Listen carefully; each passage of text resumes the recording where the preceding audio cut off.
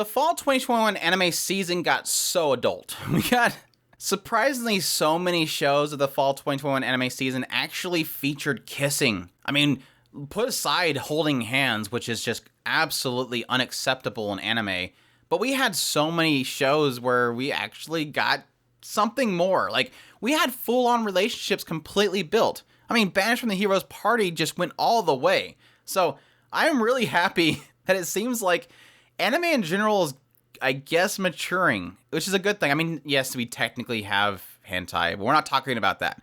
We're talking about just your regular shows having relationships in them, which is completely unheard of. But to add into that was two really good shorts in the fall 2021 anime season.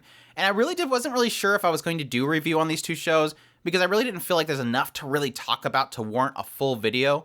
But I do want to give them credit for what they're doing. So I decided to mash them together, throw them in one video, and just talk about how anime is growing up for once. But this is my review of both Ganbare Douki-chan and Tawawa on Mondays 2, so if you're interested in those two shows, definitely stay tuned. Let's be perfectly honest, the two of these shows are doing completely different things. For one, Tawawa on Mondays 2, again, this is technically a sequel of Tawawa on Mondays, is more about, yes, relationships, but more kind of obviously sexualizing it quite a bit. Where I think Ganbare Douki-chan is going for an adult relationship itself, having two office workers that are trying to one's trying to get the other one to take a hint. Really, let's just put it that way. But yeah, Tawawa on Mondays, for those who don't know, in the first season, we pretty much established this idea that this girl essentially is about to fall down this staircase, and this random guy walking by ends up catching her and kind of softening her blow. He ends up going to the hospital to get checked out, and the two of them really hit it off, and eventually turns this whole thing where every Monday,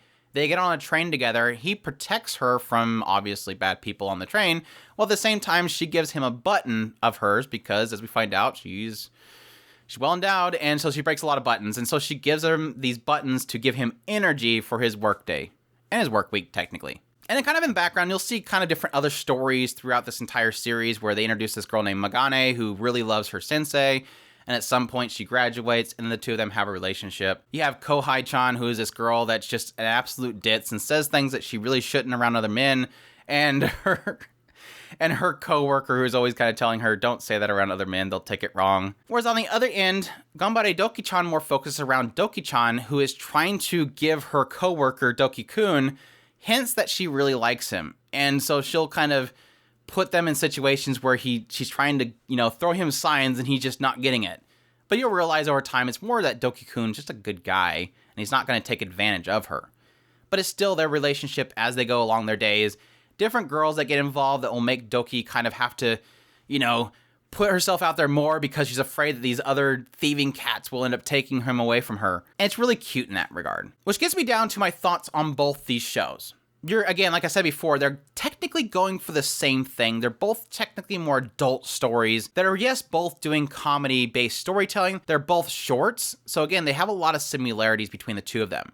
I think they're both equally well animated. I think Ganbare Douki-chan is better styling, a lot more animation in the hair and everything, but I think they're both equally well animated for shorts. The difference you're really getting between the two of these comedy-wise is the feel of the comedy. Whereas I think Tawawa is really kind of more focused on big-chested women, more sexual humor, more ecchi type humor. It's very kind of in that realm, and it does it really well. Where I think Ganbare Douki-chan's more going for circumstantial comedy. And again, more on the idea of Douki-chan really trying to put herself out there and the comedy that comes from that. And again, a lot of comedy around her own mind.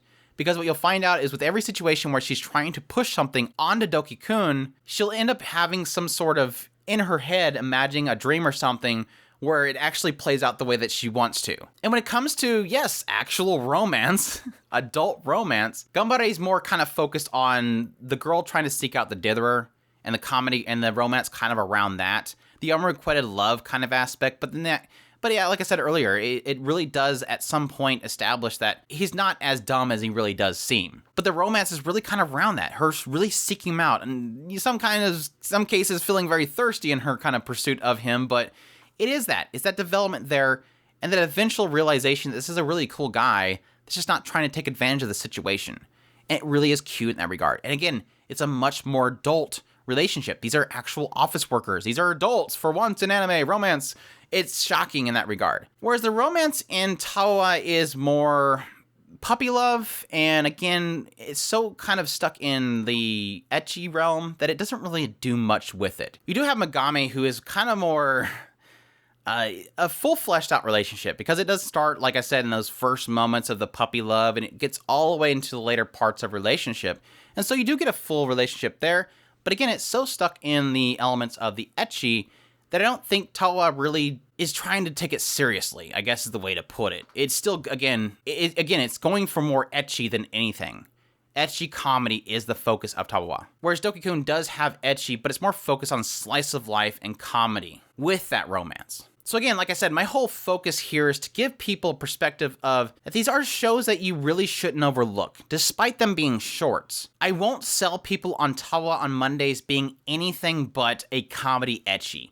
And if you're looking for that, this is gold. This is gold. Please go watch it. It is a lot of fun, and I think the writing is a huge step up from the first season. So if you do go back and watch the first season, don't think that's the indicative of what it is. But more so, if anything, don't overlook Ganbare Douki-chan. If you're looking for shows to be more mature, if you're looking for shows to be more adult and relationship building of a more adult style, this is a show you should support.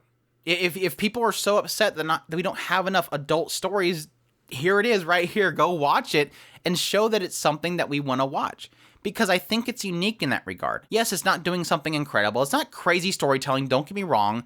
But I think it's short and concise enough that I really enjoyed it. I think if it was a full-length series, I don't think the writing would have been there enough for that. But it as a short, it does enough, and it's perfect for that. It's a very nice bite-sized story about a relationship building. While, yes, having bits of ecchi and bits of comedy in there as well, but it's adult ecchi and comedy. But that's my thoughts on both Ganbare Douki-chan and Tawawa on Mondays too. Hope you guys enjoyed my review. If you did, leave a like down below, comment, let me know what you thought of the series. Did you check either one of them out? Did you enjoy them? Subscribe if you haven't already. Share this video if you can. Support us on Patreon. I'll throw our tips link in the description below. Definitely appreciate everybody that does, and y'all take care.